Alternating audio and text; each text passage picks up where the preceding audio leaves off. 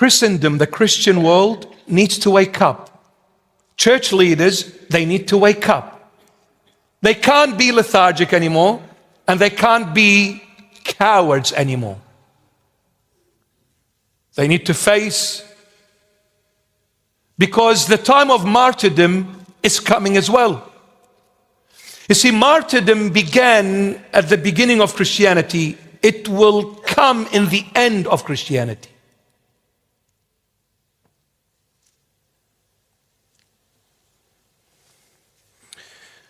But I am praying, and I ask everyone to pray for the Lord to still have mercy and stretch it out a little bit more. I pray World War III, nuclear warheads is not to be used as yet. It's not fun. I can imagine one rocket coming from China to Australia. One of those cross continents, those heavy duty rockets. One rocket will fix Australia. Not Sydney, Australia, all of it. One rocket. Kiss it goodbye. No more life. Everything will be destroyed. I was watching this documentary. Apparently, what America has, what is registered, is 1,700 nuclear warheads. The unregistered figure is 10,000. Oh, they're not going to disclose everything. What are you talking about? The world is very well known to do one thing beautifully: lies. The world is nothing but one big lie. Every country lies to another country, and they call themselves the United Nations. It's the funniest name they've ever given themselves, because there is no such thing as united. It should be called the ununited nations, the dismantled nations, the liars of all liars nations. What united? Unity is only found in Christ. Truthfulness is in Him. Faithfulness is in Him. Outside of Him is one big lie. The world is placed in the bosom of Satan, the father of all lies. You're expecting the world to be honest with you? Impossible.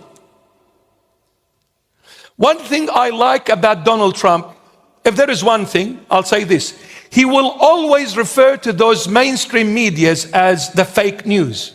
Very true. Oh, you're from CNN. Yeah, fake news. Oh, yeah, fake news. Because they are fake news. Is just telling the honest truth. They're all fake. They'll tell you one thing, but they'll do something else. Do not seal the words of the prophecy of this book, for the time is at hand. My beloveds, we need to pray for the Middle East, because the Middle East, and more so Israel, plays a pivotal role in the end of times prophecies.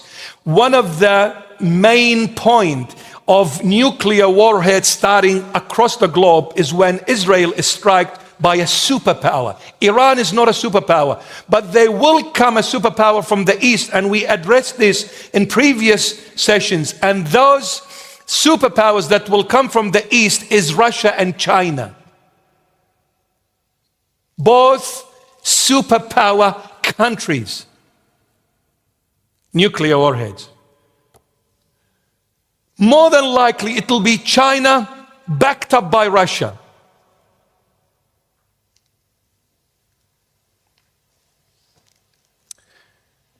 We pray for things to change in the Middle East, to the better. Honestly, I pray for that. Whether it's a governmental change, a mentality change, but we need to change things. Because at the moment, it's not healthy at all.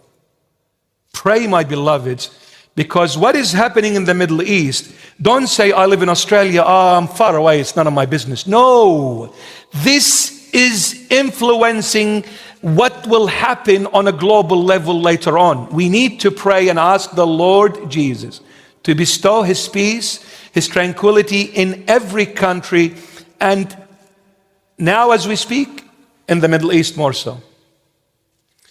So we pray that Iran will come to the table and say to America, okay, let's negotiate. I don't want to talk too much in public. I know this is all a game. Yes. It's all a game. Iran, this, that, Syria, it's all a game, right? That's all I'm going to say. It's a game, but what will happen? You see, these superpower nations, they think they are smart. But you see, when you walk away from Christ, that intelligence becomes ignorance. See, the only one that gives you wisdom to discern what is right and wrong and how to live rightly and justly is when you are close to Jesus Christ of Nazareth. When you walk away from Him, you become blinded by Satan, the father of all lies. He will fill you with lies. You won't know what hit you. You won't even recognize your right hand from your left hand.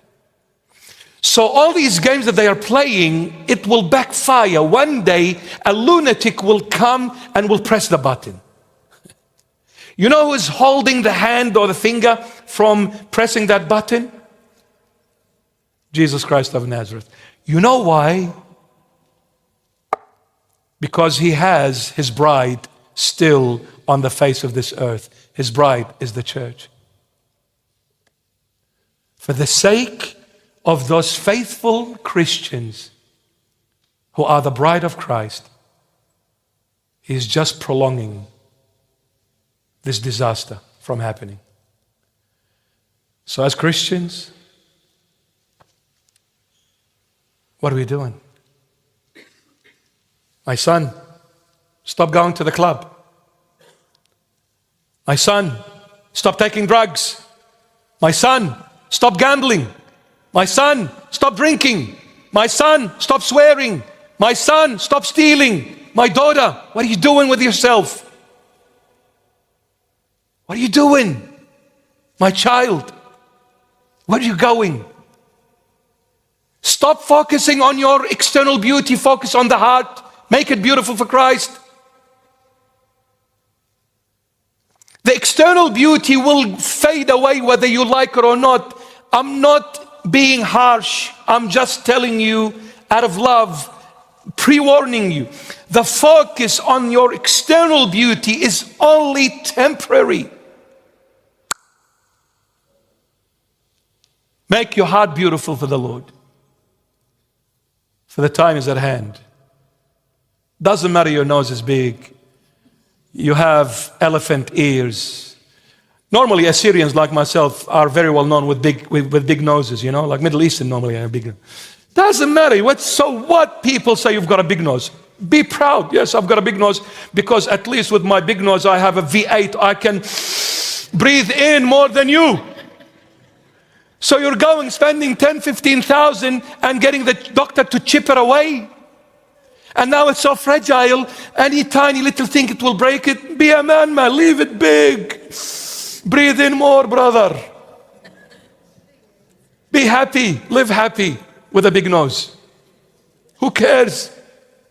As long as you have a big heart. You have a big heart for the Lord. For the Lord, my beloved. Verse 10, so we can finish the verses. And He said to me, do not seal the words of the prophecy of this book, for the time is at hand. I'm going to take you to the book of Daniel. Again, it's not on the screen. But we go to the book of Daniel chapter 12. And let's see what the book of Daniel chapter 12 and verse 9 says. Here in verse 10, the angel is saying to John the Beloved, and he said to me, do not seal the words of the prophecy of this book. Why? For the time is at hand. The time is near. The time is very close. Do not seal the words of this book. Why? Because the time is at hand. It is very, very close. Meaning, the Lord Jesus is on His way back. It's very, very, very close, my beloved church. Very close. Look in Daniel 12, chapter 12, verse 9. Look what the archangel Gabriel is saying to the prophet Daniel. And he said, this is Archangel Gabriel speaking to Daniel the prophet. And he said, go your way. He said to Daniel, go now. It's not your time. Go your way, Daniel, for the words are closed up and sealed till the time of the end. Wow. So when it is still not the time for the word, seal it. But when it is time for it, don't seal it. And in Revelation 22 verse 10, he's saying, do not seal the words. Why? Of the prophecy of this book, for the time is at hand. My beloved, just look around you and see what's happening in the world. The time is definitely at hand. Stop chasing nonsense. Stop fighting over nonsense. Stop saying, this is my chair, and this is my throne, and this is my glory, and this is my position, and this is my fame. The time is at hand. When the time comes, your fame, your glory, your throne, your position, your chair will be washed away, and you with it. Stop fighting over foolish things. The time is at hand. And look at us, what we're arguing about. Nonsense. Nonsense. You didn't buy me. You didn't get me. You didn't take me. You didn't. Enough. Enough. My daughter, my son, don't fight over things. If you have food on the table, thank God. If you have a dry bread, thank God. There are people who don't even have that dry bread. If you have a roof over your head, thank God, because there are people who don't have this privilege. If you have people that love you, thank God, because there are people who don't have this privilege. If you have health, thank God, because there are people who do not have this privilege. What are you fighting for? What are you fighting about? The time is at hand. Do not seal the word of the prophecy of this book, because the time is at hand. But when he said to Daniel, he said, go now, it's not your time. Seal it. You know why? Because the book of Daniel was written 2,400 years ago for the 21st century, not for his time. That's why the archangel Gabriel said to Daniel, go to sleep.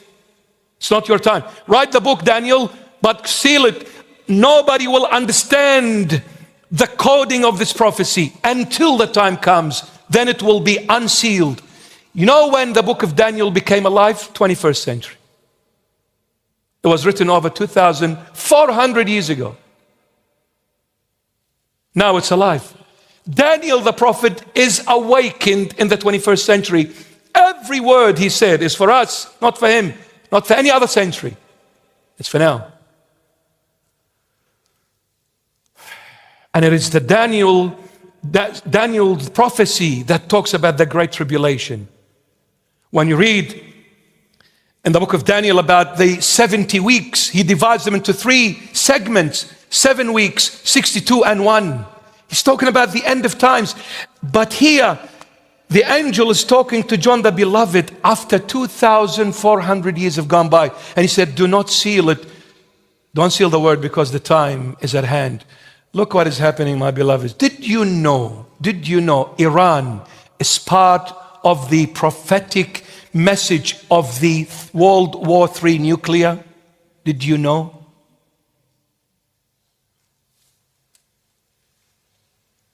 One of the countries.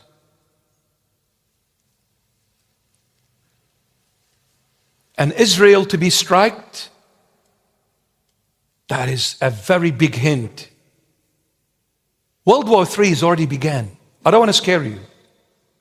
I've said it and I'll say it again. World War III started in recent times when Iraq entered a war with Iran in 1980. That was the beginning of World War III.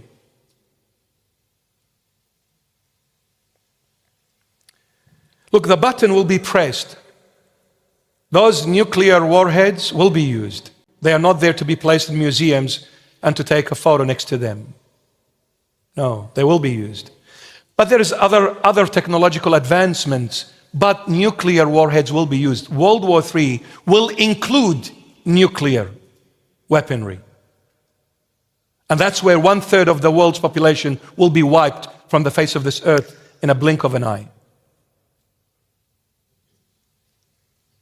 It won't be the end of the world, but it's definitely the end of times. But those who remain after World War III, they would wish they had never, ever lived. Because it will be worse than hell for them. Worse than hell. And look at us fighting over nonsense.